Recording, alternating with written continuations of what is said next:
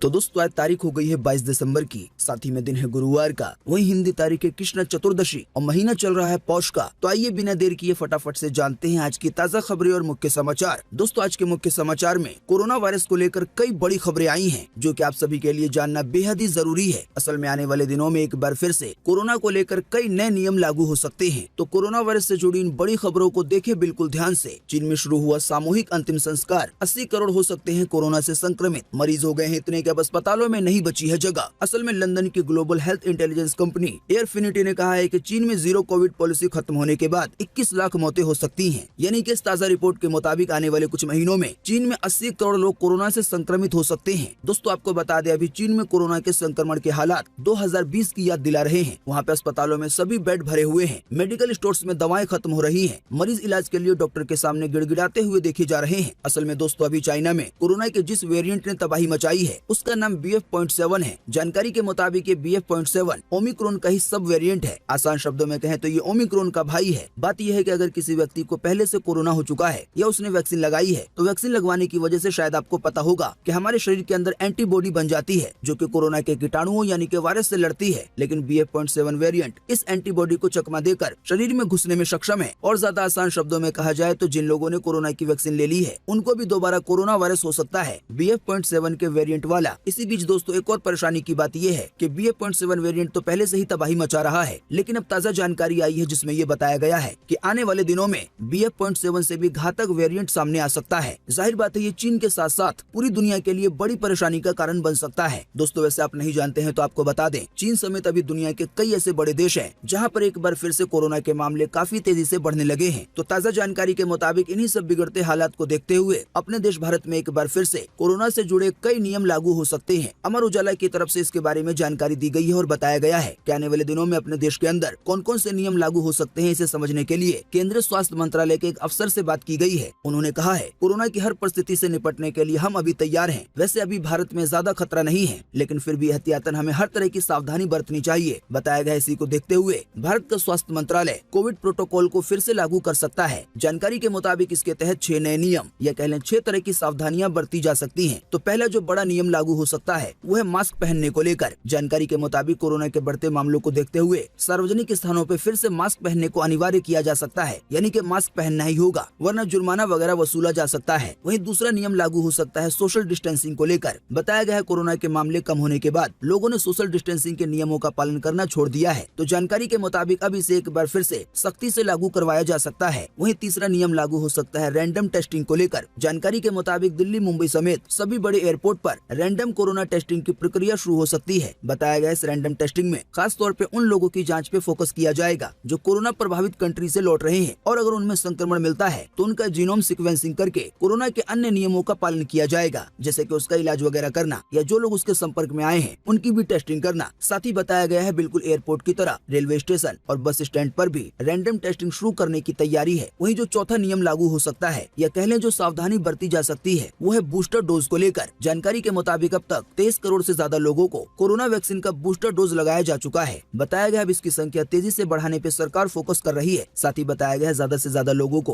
Corona vaccine की booster dose यानी कि वैक्सीन की तीसरी खुराक लोगों को लग सके, इसके लिए व्यवस्था की जाएगी। वहीं जो 5वीं सावधानी बरती जाएगी वो है जीनोम सीक्वेंसिंग को लेकर। दोस्तों आपने इससे पहले या आने वाले दिनों में कोरोना की न्यूज जब भी देखेंगे तो आपको कई बार जीनोम सीक्वेंसिंग शब्द सुनने को मिलेगा। तो आप में से जो लोग नहीं जानते उन्हें हम बता दें कि देश के कई लैब में जीनोम सीक्वेंसिंग की प्रक्रिया फिर से शुरू कर दी गई है। असल में जीनोम सीक्वेंसिंग के जरिए कोरोना के मरीजों के सैंपल लाकर चेक किए जाते हैं कि कहीं संक्रमण का कोई नया वेरिएंट तो नहीं आ गया है। आसान शब्दों में कहें तो जीनोम सीक्वेंसिंग का मतलब कोरोना के नए वेरिएंट का पता लगाना होता है। वहीं जो छठा और आखिरी नियम लागू हो सकता है कोरोना को लेकर अपने देश में वो है टेस्टिंग, ट्रेसिंग और ट्रीटमेंट को लेकर। असल में कोरोना के मामलों को भारत में बढ़ने से रोकने के लिए सरकार ने टेस्टिंग, ट्रेसिंग और ट्रीटमेंट वाले फॉर्मूले पर फोकस करने का फैसला लिया है। आसान शब्दों में कहें तो इसके अनुसार ज्यादा से ज्यादा लोगों की जाँच की जाएगी और अगर कोई कोरोना संक्रमित पाया जाता है तो उसके संपर्क में आने वाले ज्यादातर लोगों की भी जाँच की जाएगी और इसके बाद होगा ट्रीटमेंट, यानी कि मरीजों का सही से समय पे इलाज। आइए दोस्तों अब जानते हैं कि अभी दुनिया भर में कौन से ऐसे देश है जहाँ पे कोरोना हाहाकार मचा रहा है और अपने देश यानी कि भारत का अभी क्या हाल है। मतलब दूसरे देशों के मुकाबले अभी अपने देश में कोरोना के नए मरीजों को लेकर क्या हालात है। तो कोरोना के मामले बढ़ने की लिस्ट में जो अभी नंबर 1 देश है वो है चीन। अमर उजाला की तरफ से ये जानकारी साझा की गई है और बताया गया है कि रिपोर्ट्स की मानी जाए तो अभी हर रोज चाइना में 1 से 1.5 लाख लोग कोरोना से संक्रमित मिल रहे हैं। तो रोजाना केवल एक दिन में इतने सारे मामले मिलना तो ये अभी दुनिया के किसी भी दूसरे देश से बहुत ज्यादा है। वहीं बताया गया है मरने वालों की संख्या 2 से 3 हजार प्रतिदिन है, यानी कि अभी कोरोना वायरस की वजह से चाइना में रोजाना 2 से 3 हजार लोगों की मौत हो रही है। आसान शब्दों में कहें तो अभी चाइना में बिल्कुल वही हालात देखने को मिल रहे हैं जो साल 2020 के आसपास अपने भारत समेत दुनिया के कई देशों में थे।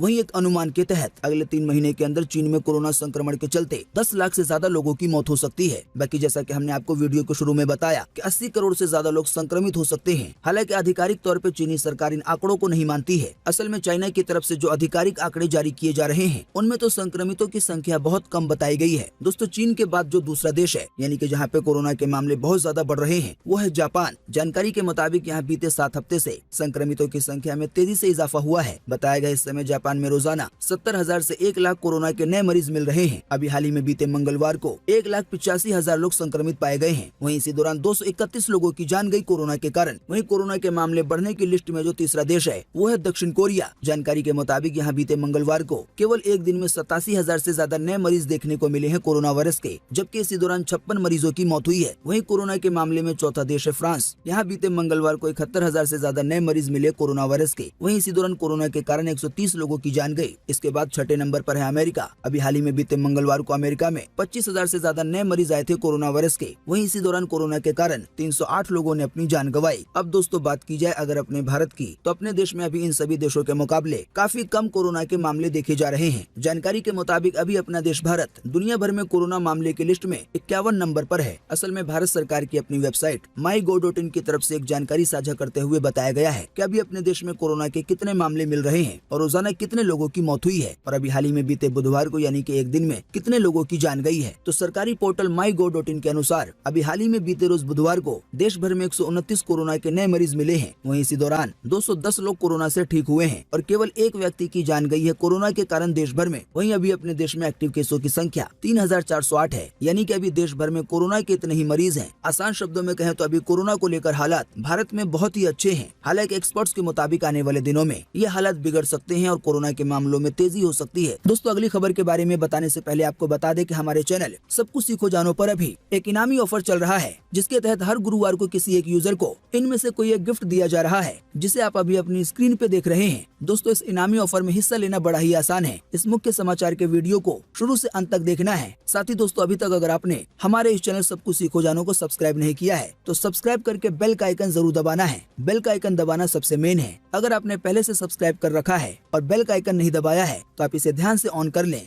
वहीं दूसरा काम है इसी वीडियो को लाइक और शेयर करना। तो जो भी यूजर इन कामों को करेंगे तो इन्हीं में से किसी एक विनर को हर गुरुवार को इनमें से कोई एक गिफ्ट दिया जाएगा। आसान शब्दों में कहें तो हर गुरुवार को एक नए विनर का ऐलान किया जाएगा। वहीं दोस्तों इसी बीच इसी मामले में दिल्ली सरकार की तरफ से भी एक बड़ी खबर आई है। दोस्तों जैसा कि अभी हमने आपको बताया, चीन समेत दुनिया के कई देशों में कोरोना के मामलों में अचानक बढ़ोतरी देखने को मिली है। इसी बीच दिल्ली के मुख्यमंत्री अरविंद केजरीवाल ने आज गुरुवार को कोरोना को लेकर इमरजेंसी मीटिंग बुलाई है। इस बारे में अधिकारियों ने जानकारी दी है कि मुख्यमंत्री ने स्वास्थ्य विभाग को कोरोना के नए सैंपलों का जीनोम सीक्वेंसिंग करने का निर्देश दिया है। वहीं दोस्तों कोरोना को लेकर एक और बड़ा सवाल है कि आखिर ठंड के मौसम में ही कोरोना क्यों बढ़ने लगता है। तो इस बारे में एम्स अस्पताल के पूर्व डायरेक्टर डॉक्टर रणदीप गुलेरिया ने कहा है कि सर्दियों में वायरल इन्फेक्शन बढ़ जाता है। तापमान कम होने की वजह से वायरस ज्यादा समय तक एक्टिव रहता है। वहीं दोस्तों इसी मामले में WHO की तरफ से भी एक बड़ी खबर आई है। जानकारी के मुताबिक कोरोना के बढ़ते मामलों को देखते हुए WHO यानी कि विश्व स्वास्थ्य संगठन ने चीन से कोविड का डेटा साझा करने के लिए कहा है। वहीं दोस्तों अगली बड़ी खबर आ रही है जानलेवा कोहरे को लेकर। जैसा कि शायद आप जानते होंगे, उत्तर भारत में ठंड ने जोरदार दस्तक दे दी है। इस दस्तक ने तापमान तो कम कर ही दिया है, साथ में कोहरे की एक घनी चादर भी कई राज्यों में बिछा दी है। दिल्ली से लेकर राजस्थान तक हर तरफ कोहरे का पहरा देखने को मिल रहा है। जानकारी के मुताबिक इसी बीच इसी की वजह से 4 राज्यों के लिए शीतलहर का अलर्ट जारी किया गया है। ताज़ा जानकारी में बताया गया है मौसम विभाग के मुताबिक आने वाले दिनों में देश की राजधानी में 5 डिग्री तापमान और गिर सकता है। वहीं हरियाणा में भी कुछ ऐसे ही हालात होने वाले हैं। जानकारी के मुताबिक मौसम विभाग ने हरियाणा और पंजाब के लिए शीतलहर का अलर्ट जारी कर दिया है। इसके साथ ही उत्तर प्रदेश के लिए भी अलर्ट जारी किया गया है, जिसमें बताया गया है आने वाले 2 दिनों में ठंड बढ़ने के आसार हैं। वहीं दोस्तों अगली बड़ी खबर आ रही है स्कूलों के खुलने को लेकर। जानकारी के मुताबिक बढ़ती ठंड को देखते हुए अब यूपी में सभी स्कूल 10 बजे से खुलेंगे और ये फैसला कक्षा 1 से 8वीं तक के छात्रों के लिए लिया गया है। कुछ ऐसा ही बदलाव यूपी के मदरसों के टाइम टेबल में भी किया गया है। वहीं दोस्तों यूपी के मदरसों को लेकर एक बड़ी खबर आ रही है। जानकारी के मुताबिक उत्तर प्रदेश की सरकार ने मदरसों में पढ़ने वाले बच्चों के लिए अन्य यानी दूसरे स्कूलों की तरह शर्ट, टाई और पैंट का ड्रेस कोड लागू करेगी। असल में योगी सरकार ने मदरसों के कई नियमों में बदलाव करने का फैसला किया है और ये उन्हीं में से एक है। यानी अभी यूपी के मदरसों में जो बच्चे पढ़ने जाते हैं वो कुर्ता पजामा पहन के जाते हैं, लेकिन आने वाले दिनों में इन छात्रों को भी शर्ट, पैंट और टाई पहननी पड़ेगी। वहीं दोस्तों अगली बड़ी खबर आ रही है पीएम मोदी को फादर ऑफ नेशन कहने को लेकर, यानी कि राष्ट्रपिता। जी हाँ, महाराष्ट्र के डिप्टी सीएम देवेंद्र फडणवीस की पत्नी ने प्रधानमंत्री नरेंद्र मोदी को आधुनिक भारत का राष्ट्रपिता बताया है। उनसे जब महात्मा गांधी के बारे में पूछा गया तो उन्होंने कहा कि देश के 2 राष्ट्रपिता हैं। गांधी जी राष्ट्रपिता है पुराने भारत के, वहीं प्रधानमंत्री राष्ट्रपिता है नए भारत के। दोस्तों आप भी इसी वीडियो के नीचे कमेंट बॉक्स में कमेंट करके बताएं कि क्या प्रधानमंत्री मोदी को देश का राष्ट्रपिता कहना सही है या फिर गलत है। इस पर आपकी पर्सनल राय क्या है? वीडियो को देखने के बाद नीचे कमेंट बॉक्स में अपना जवाब जरूर लिखें। आपके दिए गए जवाबों से काफी कुछ पता चलेगा। वहीं दोस्तों अगली बड़ी खबर आ रही है रूम हीटर को लेकर। एनबीटी की तरफ से ये जानकारी साझा की गई है और बताया गया है कि रूम हीटर आपकी आंखों की रोशनी छीन सकता है। असल में अगर आप नहीं जानते हैं तो आपको बता दें कि आंखों का ठीक रहने के लिए उनका गीला रहना जरूरी होता है। बताया गया है आंखें सूखी रहना अस्वस्थ होने का कारण है। रूम हीटर की बात करें तो इनका ज्यादा इस्तेमाल करने से आंखों की नमी खत्म हो जाती है और आंखों में सूखापन आ जाता है। जब आंखें सूखने लगती हैं तो संक्रमण का खतरा बढ़ जाता है। चाहे आप चश्मा लगाते हो या फिर नहीं लगाते हो, हीटर का ज्यादा इस्तेमाल आपकी आंखें खराब कर सकता है। बाकी दोस्तों आप ज्यादा जानकारी के लिए आंख वाले डॉक्टर से जानकारी ले सकते हैं। वहीं दोस्तों अगली बड़ी खबर आ रही है 182 वेंटिलेटर को लेकर। जानकारी के मुताबिक पीएम केयर फंड से मिले 182 वेंटिलेटर अब कबाड़ हो चुके हैं। इनकी मरम्मत में भी परेशानी आ रही है। असल में कोरोना काल में पीएम केयर फंड से चिकित्सा शिक्षा विभाग को 2497 वेंटिलेटर उपलब्ध कराए गए थे। हालांकि अब इनमें से 182 की हालत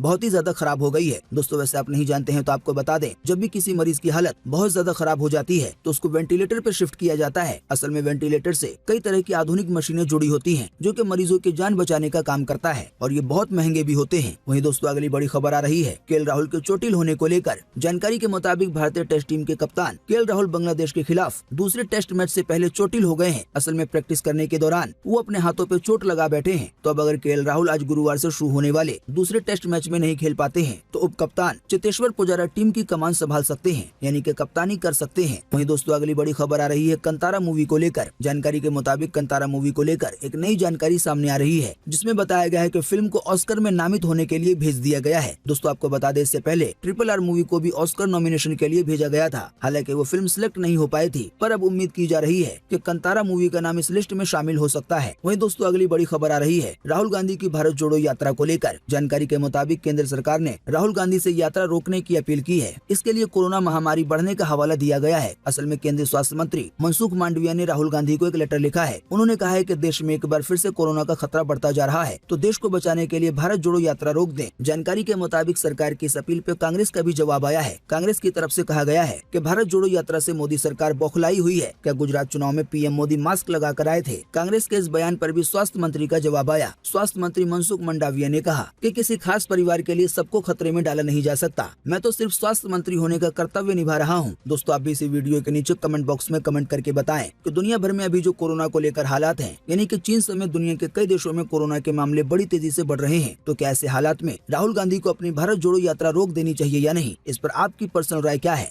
वहीं दोस्तों अगली बड़ी खबर आ रही है नकली शराब बनने को लेकर। जानकारी के मुताबिक आज तक की तरफ से बिहार में एक नकली शराब बनाने वाली फैक्ट्री का पर्दाफाश किया गया है। पर्दाफाश होने के बाद पता चला है कि इस फैक्ट्री में केवल 500 रुपए में 7 लीटर शराब बन रही थी। वहीं दोस्तों अगली बड़ी खबर आ रही है शराबबंदी को लेकर। जानकारी के मुताबिक राज्यसभा सदस्य सुशील मोदी ने अभी हाल ही में बीते बुधवार को एक जारी बयान में कहा है कि शराबबंदी के कारण जो पहली बार जेल गए हैं उन पर से मुकदमे वापस लेकर सरकार को आम माफी का ऐलान करना चाहिए। ऐसे में लोगों को सुधरने का एक मौका देना चाहिए। साथ ही सुशील मोदी ने ये भी कहा कि गांधी, जेपी और लोहिया ने भी शराब पीने वालों को सुधरने का मौका देने की बात कही थी। दोस्तों आप भी इसी वीडियो के नीचे कमेंट बॉक्स में कमेंट करके बताएं कि जिन भी राज्यों में शराबबंदी है, अगर वहां के लोग शराब पीते हैं और पहली बार गिरफ्तार कर लिए जाते हैं तो क्या इन लोगों को पहली बार माफ किया जाना चाहिए या नहीं, और क्या सुधरने का मौका मिलना चाहिए या नहीं। वहीं दोस्तों अगली बड़ी खबर आ रही है ड्रोन के महत्वाकांक्षी काम को लेकर। जानकारी के मुताबिक भारतीय आयुर्विज्ञान अनुसंधान परिषद ने ड्रोन के जरिए जरूरतमंदों को खून की आपूर्ति करने के महत्वाकांक्षी पायलट प्रोजेक्ट को अपनी मंजूरी दे दी है। आसान शब्दों में कहें तो आने वाले दिनों में जिनको भी खून की जरूरत होगी उनमें से कईयों को ड्रोन के जरिए खून पहुंचाया जा सकता है। असल में फिलहाल ये काम एक टेस्टिंग के तौर पे शुरू की जाएगी। वहीं दोस्तों अगली बड़ी खबर आ रही है क्रिप्टो करेंसी को लेकर। जानकारी के मुताबिक आरबीआई के गवर्नर शक्तिकांत दास ने कहा है कि क्रिप्टो करेंसी अगला वित्तीय संकट ला सकती है। साथ ही उन्होंने कहा इसकी कोई ठोस वैल्यू नहीं है, इस पर प्रतिबंध यानी कि बैन लगा देना चाहिए। वहीं दोस्तों अगली बड़ी खबर आ रही है अवतार 2 मूवी को लेकर। जानकारी के मुताबिक अवतार 2 फिल्म हिंदी की कई बड़ी बड़ी फिल्मों पे भारी पड़ रही है। जानकारी के मुताबिक केवल 5 दिनों में अवतार 2 मूवी ने कई बड़ी बड़ी हिंदी फिल्मों को पीछे छोड़ दिया है। जानकारी के मुताबिक आने वाले दिनों में जल्दी दृश्यम 2 और ब्रह्मास्त्र मूवी का भी रिकॉर्ड टूट सकता है। बताया गया अवतार 2 मूवी की भारत में अभी कुल कमाई 162 करोड़ 50 लाख हो गई है। वहीं दोस्तों अगली बड़ी खबर आ रही है रोहित शेट्टी के सिंघम अगेन मूवी को लेकर। रोहित शेट्टी ने कहा है Singham again movie film Suryavanshi से 10 गुना बड़ी होगी। आने वाले दिनों में इस मूवी की शूटिंग जल्दी शुरू हो सकती है। ऐसा भी अनुमान है सिंघम अगेन में एक साथ कई बड़े हीरो देखने को मिल सकते हैं। वहीं दोस्तों अगली बड़ी खबर आ रही है सुपर फूड को लेकर। जानकारी के मुताबिक एक होता है नॉर्मल फूड और एक होता है सुपर फूड। आपको बता दें भारत में न्यूट्रिशन से भरे सुपर फूड की भरमार है। शायद आपको पता नहीं है तो आपको बता दें प्रधानमंत्री मोदी और कई सेलिब्रिटी इस सुपर फूड को बढ़ावा दे रहे हैं। बताया गया ये सुपर फूड हमारी सेहत के साथ साथ नेचर के लिए भी फायदेमंद है। आपको बता दें सुपर फूड कई तरह के पाए जाते हैं। इनमें मोटे अनाज भी शामिल हैं, जो कि जानकारी के मुताबिक पीएम मोदी को भी पसंद है। बाकी दोस्तों अगर आप सुपर फूड के बारे में और ज्यादा जानना चाहते हैं, विस्तार से जानना चाहते हैं तो गूगल या फिर यूट्यूब पर आप सर्च कर सकते हैं सुपर फूड के बारे में। अगर मैं आपको विस्तार से बताने लग जाऊंगा तो वीडियो काफी ज्यादा लंबा हो जाएगा।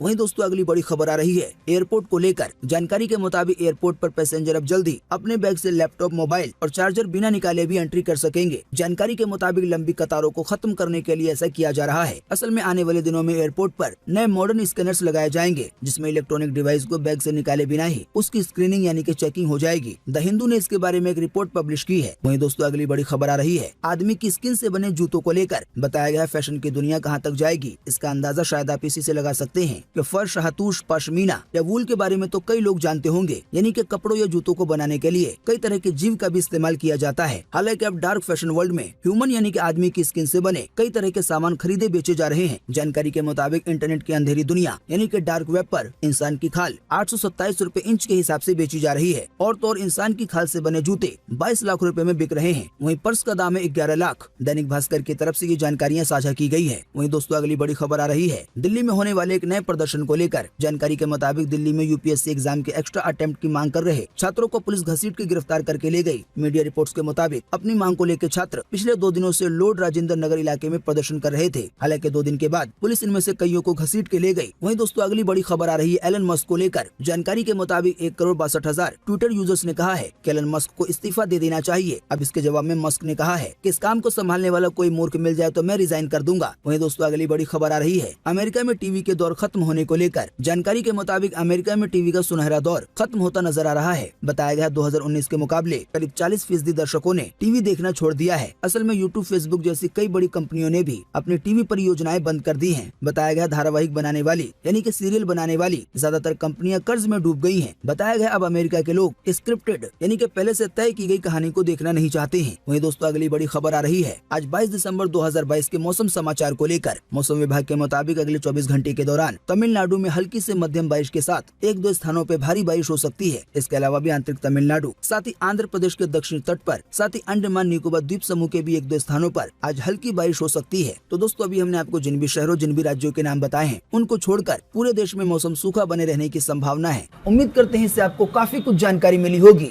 हम बस इसके बदले में आपसे इतना ही चाहते हैं कि आप इस वीडियो को लाइक कर दें और शेयर कर दें, क्योंकि आपका लाइक और शेयर करना ही होता है हमारी मेहनत का फल। वीडियो देखने के लिए आपका बहुत बहुत धन्यवाद। Thanks for watching.